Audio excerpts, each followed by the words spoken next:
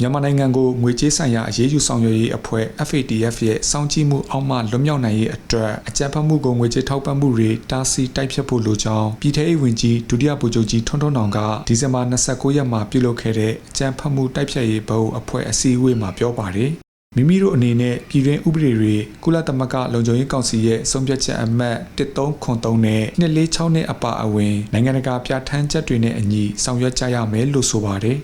အကြံဖတ်မှုတိုက်ဖျက်ရေးမှာနိုင်ငံတကာပူးပေါင်းဆောင်ရွက်ရေးကမဖြစ်မနေဆောင်ရွက်ဖို့လိုအပ်တဲ့အချက်ဖြစ်တယ်လို့လည်းပြည်ထရေးဝန်ကြီးရဲ့ပြောကြားချက်အရသိရပါတယ်။မြန်မာနိုင်ငံကိုငွေကြေးဆိုင်ရာအရေးယူဆောင်ရွက်ရေးအဖွဲ့ FATF မှ2020ပြည့်နှစ်ဖေဖော်ဝါရီလမှစပြီးတိုးတက်မှုများကိုစောင့်ကြည့်ရမည့်နိုင်ငံနှင့်ဒေသများစာရင်း Grey List မှာထည့်သွင်းခဲ့ပါတယ်။ဒါကြောင့်မြန်မာနိုင်ငံအနေနဲ့လက်တလော့အကောင့်ထဲပေါ်ဆောင်ရွက်ရမယ့်အစီအမံမှာပါတဲ့အချက်15ချက်အပေါ်အလေးထားပြီးအကောင့်ထဲပေါ်ဆောင်ရွက်ခဲ့တယ်လို့တိုးတက်ဆောင်ရွက်မှုအစီရင်ခံစာပေးပို့ခြင်းနဲ့ညနာဆောင်ကြီးအစည်းအဝေးတက်ရောက်ခြင်းတို့ကို၄လတစ်ကြိမ်ဆောင်ရွက်လျက်ရှိပါတယ်။အရှင်ပလန်ပါအချက်15ချက်တဲကယခုလက်ရှိအချက်5ချက်ပဲကြန့်ရှိတော့လို့ကြန့်ရှိတဲ့အချက်တွေပြီးမြောက်စေရေးသက်ဆိုင်ရာဌာနတွေကဝိုင်းဝန်းဆောင်ရွက်ကြဖို့လဲပြည်ထရေးဝန်ကြီးကဒီဇင်ဘာ12ရက်နေ့ငွေကြေးခွာချမှုတိုက်ဖျက်ရေးဘုတ်အဖွဲ့အစည်းအဝေးမှာတိုက်တွန်းခဲ့တာရှိပါတယ်။သတင်းပေးပို့ချက်အရေးအသွေးမြန်မာရေးကိုလည်းအလေးထားဆောင်ရွက်ဖို့နဲ့သက်ဆိုင်ရာကြီးကြပ်ရေးအာဏာပိုင်တွေကကြက်မှတ်ဆောင်ရွက်ရေးကမ္ဘာတဝန်းနဲ့ဒေသရင်းနိုင်ငံတွေမှာဖြစ်ပွားမှုနှုန်းတိုးမြင့်လာတဲ့ online လိမ်လည်ကျွန်းလူမှုတွေနဲ့